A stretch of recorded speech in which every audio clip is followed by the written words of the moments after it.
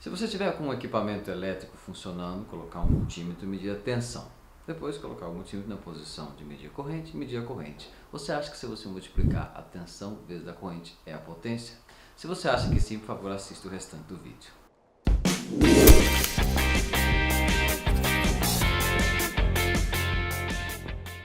Quando nós estamos lidando com equipamentos em corrente alternada, existe uma confusão bastante fundamental em como se relacionam as grandezas de tensão, corrente e potência.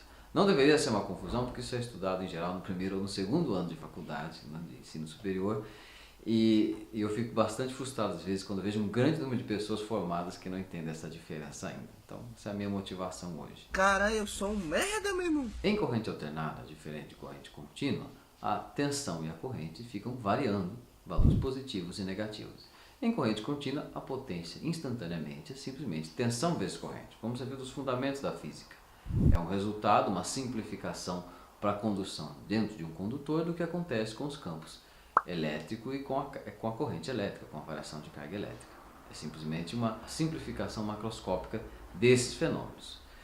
Agora, em corrente alternada, a tensão e a corrente têm valores que variam instantaneamente com o tempo. E se nós medíssemos instantaneamente a tensão e a corrente, imagine num gráfico a tensão e a corrente em sinais alternados, em sinais senoidais, instantaneamente, num mesmo momento de tempo, tensão vezes corrente dá potência. Isso é de fato, é verdade, assim como em corrente contínua. Porém, quando você usa um aparelho para medir, quase sempre você usa um multímetro. Quase nunca você vê o gráfico da tensão e o gráfico da corrente. O que acontece então é que você mede uma grandeza que é periódica. Quando o multímetro vai lá e mede a tensão, o que se mede é o que nós chamamos de valor eficaz, ou valor RMS, de Root Mean Square. Simplificadamente eu posso dizer que o valor eficaz é aquele que daria a mesma potência se fosse corrente contínua, tanto para a tensão quanto para a corrente. Então não está contemplando o fato de que a tensão e a corrente elas não estão no mesmo instante de tempo em relação à senoide que as representa. Elas estão, como se diz, defasadas. O valor eficaz é simplesmente o valor do pico, o valor mais alto possível do sinal, tanto para a corrente quanto para a tensão, dividido por raiz de 2. Esse fator de raiz de 2 aparece quando você tenta integrar a raiz quadrada do seno ao quadrado ao longo de um período, como você deve ter visto aí. Então, como se resolve isso? Então, em regime permanente, quer dizer, não é no instante que você liga o equipamento, nem quando desliga, naquele instante curto de alguns milissegundos, mas durante o funcionamento normal, em regime permanente, nós bolamos um esquema matemático de fazer as contas, considerando o fato de que os dois estão defasados. Esse esquema é um esquema emprestado da matemática, que são os números complexos. Então, você lembra que um número complexo é uma extensão dos números reais. Você tem os números que são os reais e os números que são raízes imaginárias, raízes de números negativos. Então, por exemplo, A mais BI é um número real, mais um número real vezes I, em que I é a raiz de menos 1. Você estuda isso desde o colégio. Só que você tem um desenho gráfico dos números complexos. Lembra? O plano de Argand-Gauss, o plano complexo, o eixo horizontal são os números reais, o eixo vertical são os números imaginários e um ponto, um número complexo é um ponto nesse gráfico. Então, se você observar o ponto indo até a origem, você pode imaginar que esse ponto gira, né? Que esse ponto gira em torno da origem e passa para um outro ponto através de uma rotação. Essa interpretação é que leva a usar números complexos para representar rotações e, portanto, para representar funções de seno e cosseno. Lembra da fórmula de Euler? E elevado ao número imaginário vezes o número real é igual ao cosseno do número real mais I vezes o seno do número real. É uma das formas mais conhecidas da matemática, né? Principalmente se você substituir esse número por π. E elevado a I vezes π é igual a menos 1. Né? Bom, isso aplicado pode ser usado para representar os senos e cossenos dos sinais em regime permanente em corrente alternada.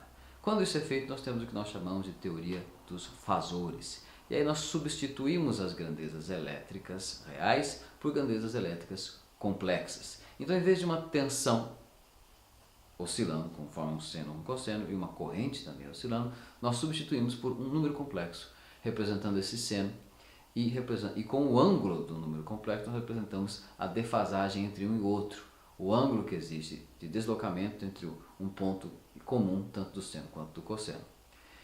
Então, quando se faz isso, se escreve tensão e corrente, em vez de ser funções do tempo que se repetem, mas escreve como números complexos, as outras grandezas também adquirem um significado complexo nesse novo domínio dos fasores. Por exemplo, a impedância, que é a razão entre tensão e corrente, ela vira um número complexo e você deve se lembrar das impedâncias de indutor e de capacitor. Indutor é J⍵L, de indutor 1 sobre J⍵C, em que ômega é a frequência de excitação, de oscilação do seno ou do cosseno. O resultado disso é que a potência também fica, e a potência, em vez de se chamar de P, é comum chamar de S. Ela vira também um número complexo que é V vezes I conjugado. Você coloca conjugado ali, que é inverter a polaridade do ângulo, ou inverter o sinal da parte imaginária, é a mesma coisa. A potência complexa, ela então é uma grandeza que não é física, você não vai medir facilmente, você mede indiretamente, ela é um substituto da potência real quando você mede valores com instrumentos que não medem instantaneamente no tempo. Você faz essa associação entre valores eficazes. E aí você define o que nós chamamos de triângulo de potência. Potência real é o produto da parte real da tensão e da parte real da corrente.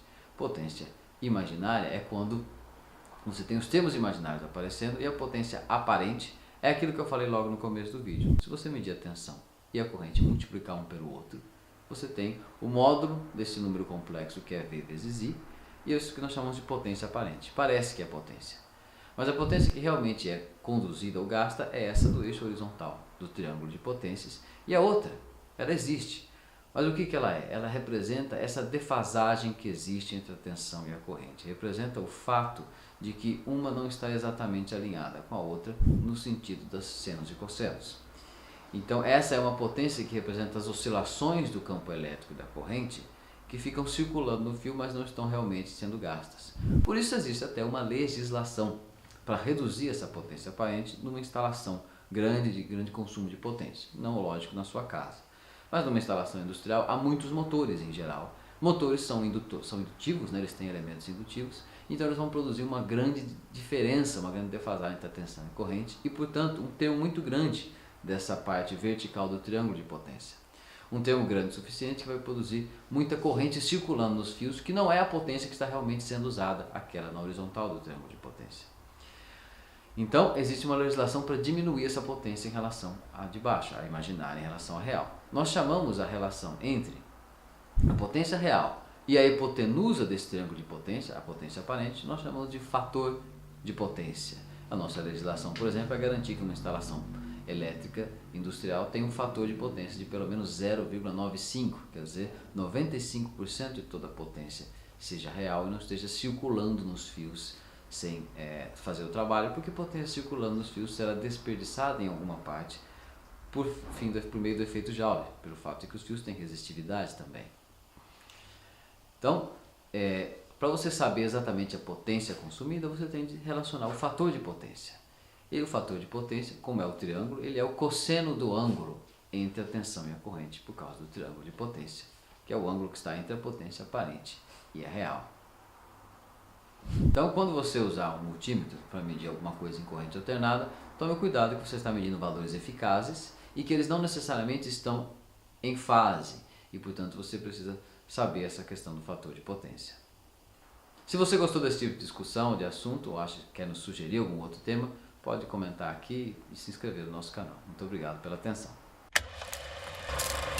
Se você gostou desse tipo de assunto e de discussão, inscreva-se no nosso canal e pode sugerir outros assuntos.